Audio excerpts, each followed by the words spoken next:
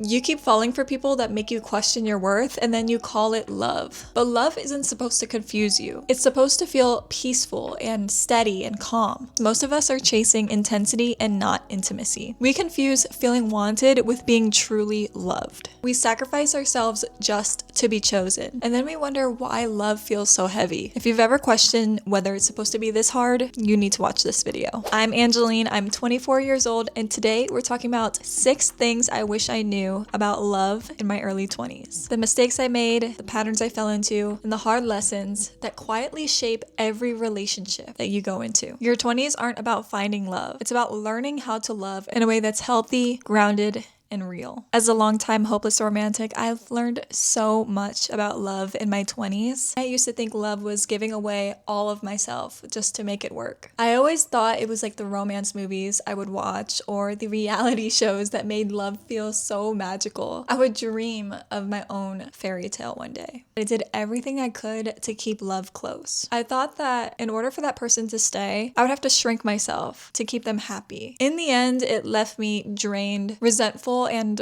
honestly lost. But after years of suffering from unrealistic standards of love, I finally realized that real love doesn't take you away from who you are. It helps you become more of yourself. The first thing I wish I knew about love in my 20s, I wish I would have understood love better so that I can reframe my expectations around love.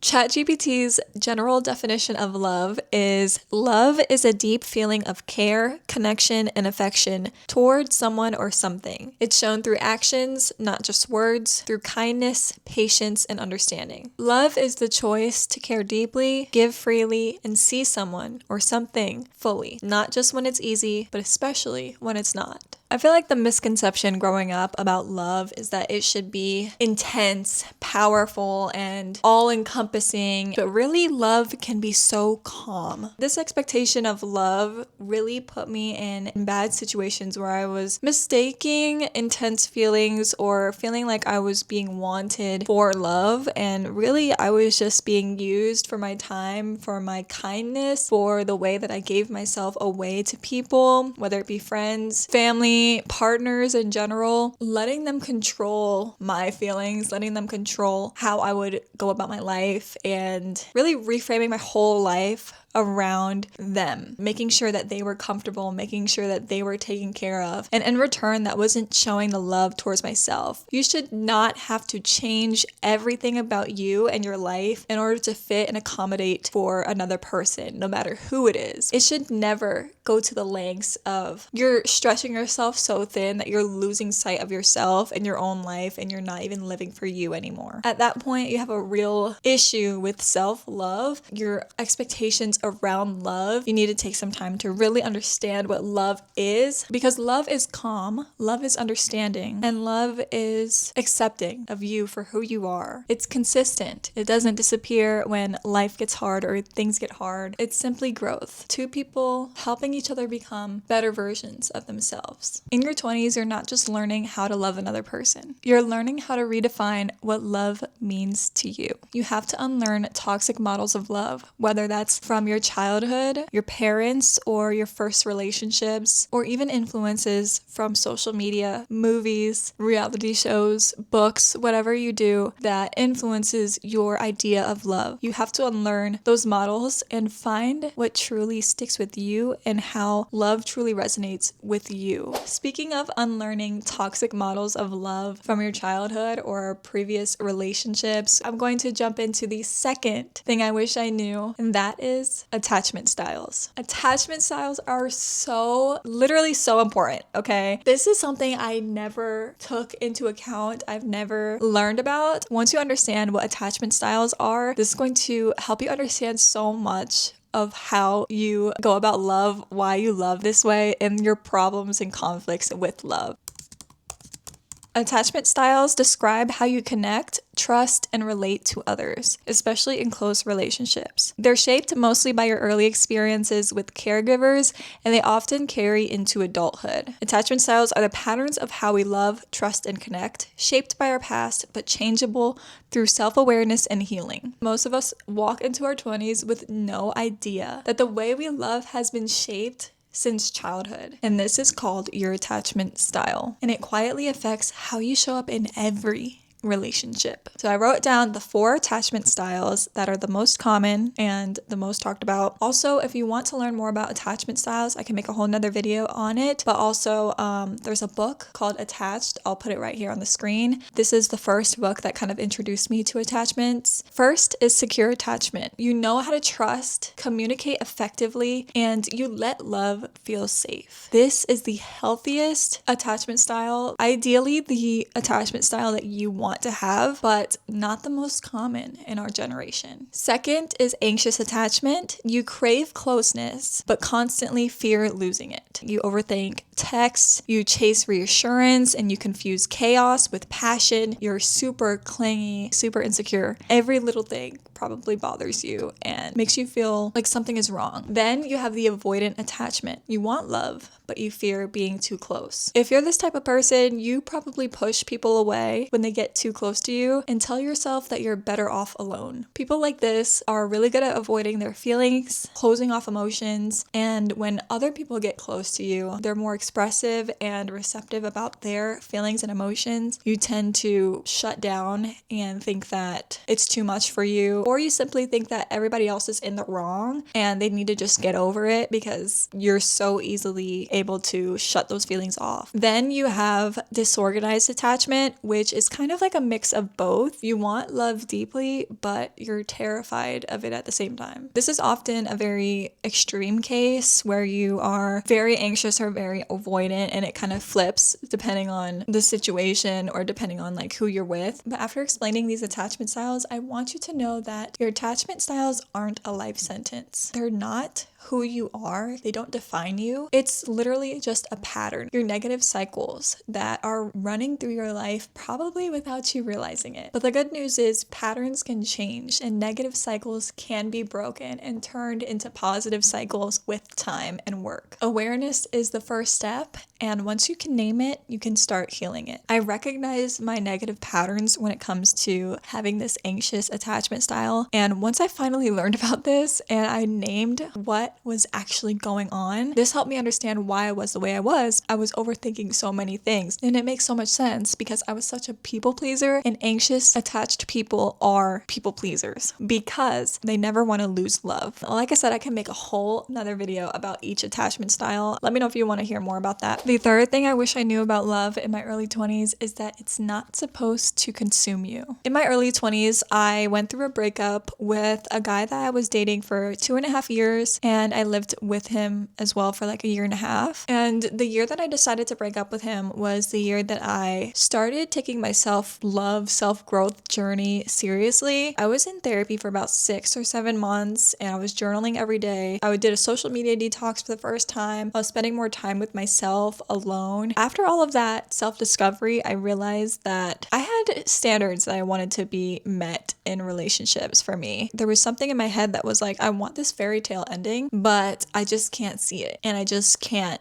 feel it. What I learned about that relationship was that I had consumed my life with him in my early 20s way too much rather than pouring it more into myself, and it left me drained instead of supported. When I went through the breakup, I did a lot of self-work, self-healing, and eventually I met this guy. I learned that sometimes being in a relationship is what's gonna help you grow into a better partner. As long as you have a partner that's willing and able to grow alongside you, then it's inevitable that you guys will find your way together. Anyways, all of that to say, I've been with him now for 2 years, and I've honestly never felt love like I do now. It's not encompassing your life so that you can fit, but it's getting to know each other and truly understanding each other so that you can help each other get to the goals that you want to hit. The fourth thing that I wish I knew about love in my early 20s is that you teach people how to love you by the way that you love yourself. People will always take cues from you about how to treat you. If you set no boundaries, if you tolerate disrespect, if you keep shrinking just to keep the peace, that becomes the standard, and people will either rise or fall to meet it. Self-respect is the foundation in every healthy relationship. And it's not about being demanding or guarded. It's about knowing your worth and not accepting anything less than that. If you neglect yourself, you will attract people that mirror that neglect. If you honor yourself with rest, kindness, and standards, the right people will recognize and match that for you. Boundaries are truly not walls to keep love out. I mean, they're just guidelines that teach love how to grow in the right way, that teach people how to respect you, how you will respect others in return. The more clearly you love yourself, the clearer it will be for others to love you too. So if you want deep, steady, respectful love, start by modeling it for yourself. The fifth thing I wish I had thought about in my 20s was the unrealistic expectations of love. Love is just a part of life, like a career, like a house. It's something that needs to be nurtured and helped to grow. It's not something that just pops up in your life and then it's automatically that way. You have to grow love. You have to build a foundation with somebody, and you have to be with mutual respect and mutual understanding with somebody to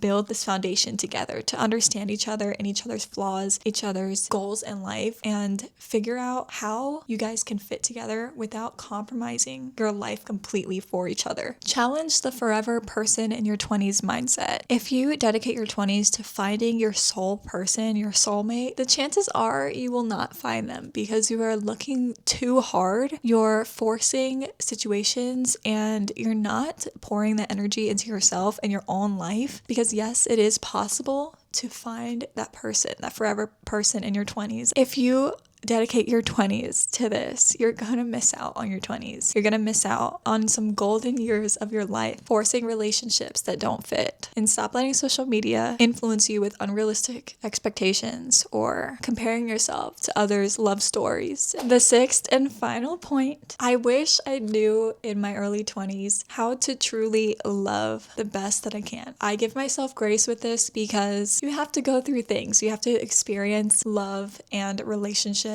your own self-growth journey, in order to truly understand how to love better. The first thing is heal your attachment wounds. Now, I won't say that I'm an amazing, secure attachment person. I do have anxious tendencies sometimes. I've healed so much of my anxious side. I want you to choose partners who truly feel safe, not chaotic. Chaos is chaotic. It has a negative connotation for a reason, okay? It's not safe there. It's unsteady. It's unpredictable. So find partners who exude safety, who show examples in being a safe space. Communicate openly, even when it's hard. Learn how to have effective communication. If you don't have a partner right now, just learn how to communicate in general when it comes to, people at your job, friends, family, and learn how to speak to people in respectful ways. It'll show up in your relationships. And if you do have a partner, be the example of how you want to communicate so that you can effectively get through disagreements or learn conflict resolution skills. If you are the example for that, you can naturally help others become better with their communication and their conflict resolution skills. It might not be the overarching savior thing because they have to do their own work, but as long as you're the example, you know that you're putting in the work for that, then you're on the right track. Also, prioritize your self-love so you don't lose yourself in relationships. Don't place others on a pedestal. Don't place other things on a pedestal. And remember to uphold your boundaries, your standards, your self-respect. Don't have unrealistic expectations for other people, but don't compromise yourself too much for others as well. Healthy compromise is okay, but if you're constantly shrinking yourself for another person, then you have some reevaluating to do. And you need to ask yourself why you're doing this. Is it a you thing? Is it an incompatibility thing? Love in your early 20s is supposed to teach you. It's supposed to challenge you, break you open, and reveal